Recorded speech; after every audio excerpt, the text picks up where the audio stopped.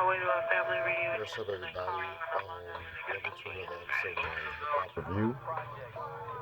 The review you're about to watch now, I've reviewed about a couple of years ago, but I decided to review it because not only did I really like the final review on that, I think my opinion on this album strengthened since listening to this album. So it's De La Soul's fourth studio album, Stakes is High, released in 1996 on Tommy Boy Records. Um, you guys should know De La Soul. I reviewed their first three albums: 3 Feet High Horizon, De La Soul is Dead, Balloon Mind State. De La Soul consists of members of Pasta News, Trugoy, and Maceo. And I'm sorry. I'm sorry, y'all. Forgive me if I sound a bit too dull right now. I'm just trying to brighten my mood up right now. So forgive me for that. I'm sorry if I feel a little dull, but yeah. Producers include De La Soul, Spearhead X, Steph Anselm, dope producer by the way. He also worked with Tribe Called Quest, I believe, on the Low End Theory album. OG, another dope underrated DITC producer, and JD, also known as J Dilla, but in the 90s he was known as JD. I'm gonna talk about more about that when I talk about the album. So, um, guest appearances include Common, John A. They appeared on two songs actually. Most Def. This was before Black Star, because by that time he was an underground cat and he was in a group with his siblings called the Urban Thermodynamics. Um, which that album, I need to get that album and shit like that. It was shelved, but I think it came out years later. So yeah. Okay, so after Balloon Mind State, basically, they had dropped an EP the next year called the Clear Lake Auditorium. That was basically a six-track EP where it had like some tracks on Balloon Mind State, but it also had some new songs like Shuffa MCs, which stands for Shocking Female MCs, um, which was featured on Tribe Called Quest, and Sticks and Stones, which featured Grandmaster Cass, Tito of the Fearless Four, LA Sunshine, Whip a Whip, and Superstar. That album, that EP, excuse me, is like widely sought after. Of course, it's out of print, so. And during like the early stages of this album, Prince Paul decided that he was not going to work with De La Soul. No, it was like no beef, nothing like that. They just wanted like a new He just wanted them to have like a new direction and shit like that, which I can respect that. I can really respect when a producer, if you work with a producer for a certain amount of time, they just be like, you know what, I feel like y'all can have your own sound and shit like that. So, and besides, Prince Paul even said that this was his favorite De La Soul album. So, yeah. Also, excuse me. Like, basically, and also from what I've heard, I believe from Prince Paul's the psych, the psychoanalysis. What is it? Album? His first album from his first solo album, not Prince Among Thieves. Many people think Prince Among Thieves is his first solo album. I believe some of the beats on that album was supposed to be on Stakes is High, if I'm not mistaken. But I could be wrong about that. But and also they also decided to produce albums themselves. They produced like the majority of the album themselves. And also around that time, basically, you know, the East Coast, West Coast beef, hip hop culture was like became like more commercialized, and De La Soul was just like kind of like disgusted by it, basically. So if you listen to the skits on this album, it had more of a depressing downpour, because like the skits were like more darker and things of that nature, which I will get into in a minute. So 17, well, let me do the booklet. So the cover of this album, it just features like these kids, just features like these kids like holding Stacy's high shirt, and right here you have like the native tongues basically, and if you like you see Common right there, like he wasn't a member of the native tongues, but he was somewhat of an affiliate if you want to put it bluntly. Like you have like I see Tribe, rest in peace to Five Dog, the Helicast and shit. And then yeah, right here just have the credits and everything like that. So yeah, 17 songs. I'm definitely gonna talk about this album. So yeah. Track number one, the intro. Intro basically, and it's basically Paul Snoop's and True, verses and stuff like that. And then there's like various interview samples, talking about how the first time people heard Criminal Minded, which was Boogie Down Productions' first album. Classic album, by the way. Definitely need to do my review on Boogie Down Productions, but I'm planning on copying a few more albums from them in the future. Not like right now, but maybe later on towards this year. But yeah, so that's basically the intro, and with that intro and shit like that, it leads into Super MCs, which Super MCs is basically self-explanatory. Um, it's questioning how an MC handles like rapping and shit like that. What MC really is about, basically. Excuse me.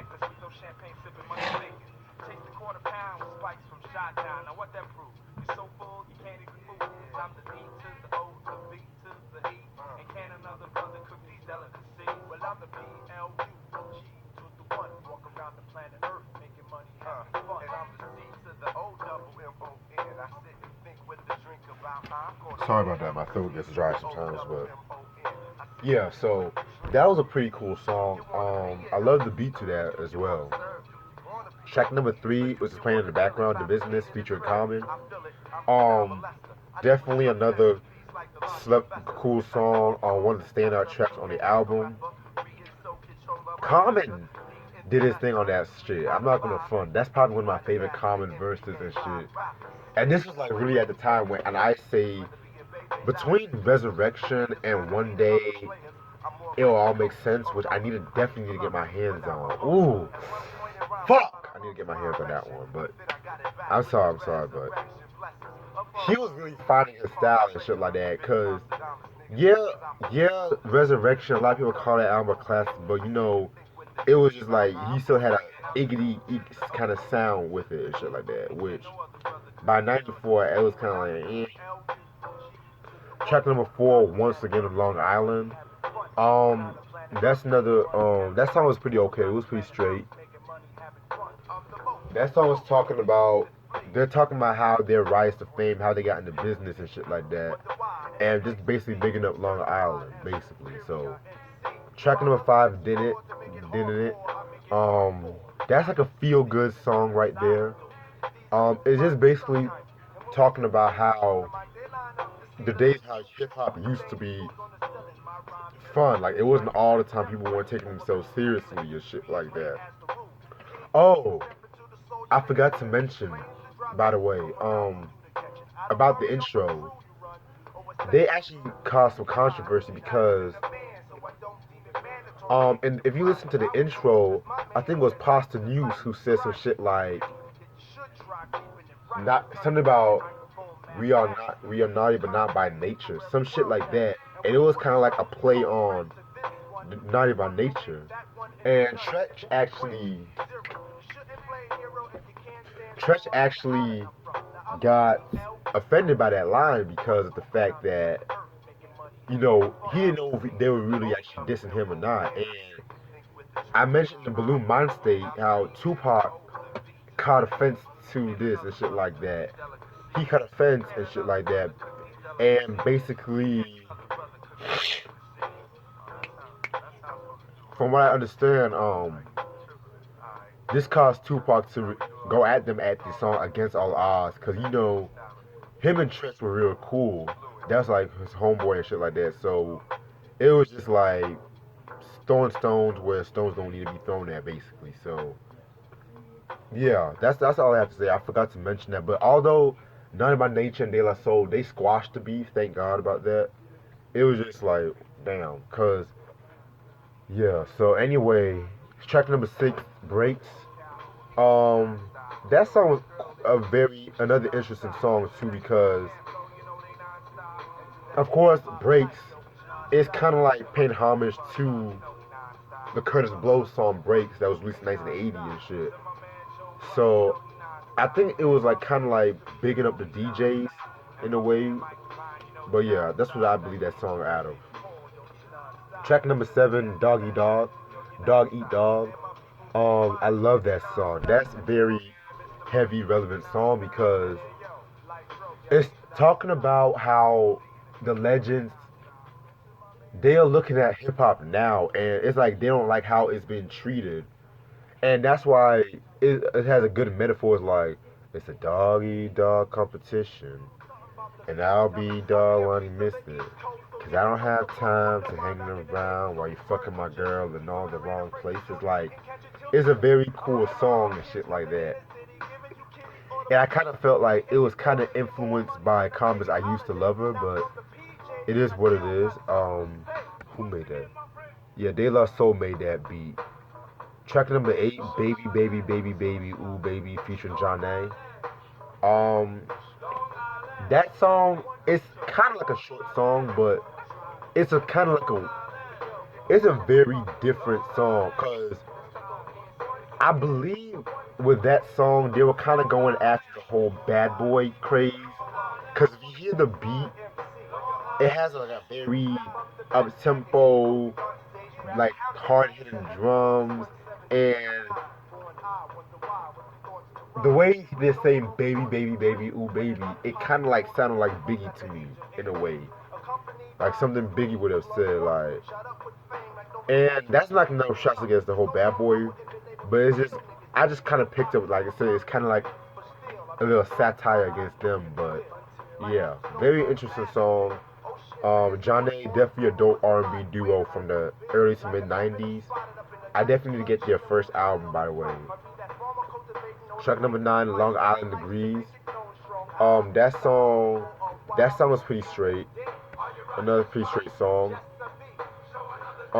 At the end of that song, there was a redneck who was basically talking about how why he hates rap music. He just basically compared it just to as niggas talking. Track number 10, um, Better Listen. Better Listen. That song is just basically like a chick song. Basically, them how to keep it real with women and shit like that. It's like I'm gonna respect women, but at the same time, he's not gonna be treated like you're not gonna be treated like punks, basically. So that's what I got from that.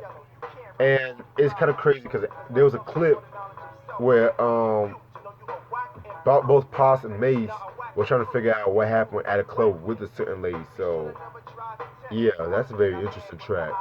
Track number 11, It's So Easy, which is or Hot basically. That's basically a solo joint from Doug. That's a pretty cool song. That was a single from the album. Pretty cool song. Definitely has that like mid '90s sound and shit like that. Track number 12, For More. Another single, another John A feature. That was another like partyish kind of song. It's not as good.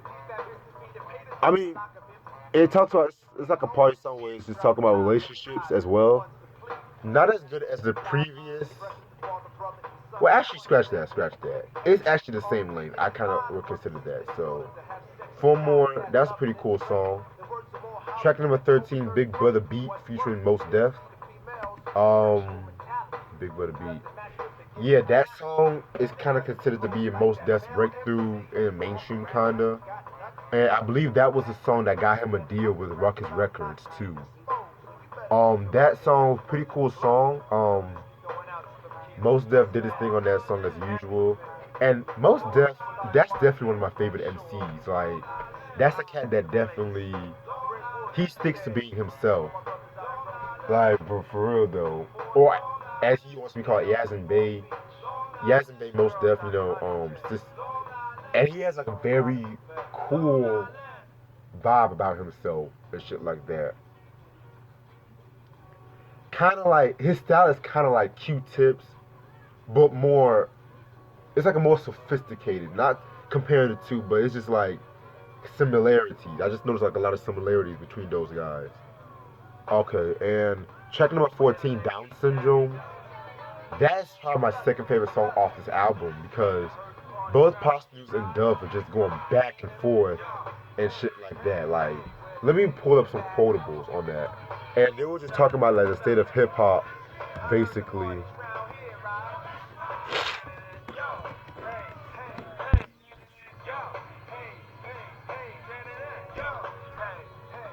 Alright,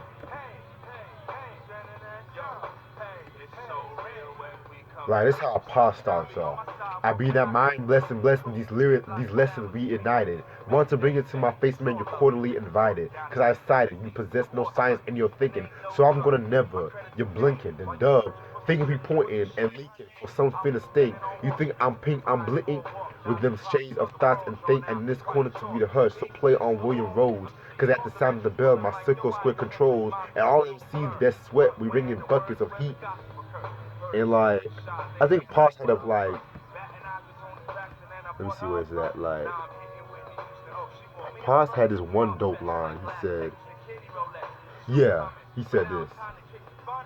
This is what Posh said. I could tell that you a devil by the rhymes you designing. You play dark and Texas can't fuck with my facets.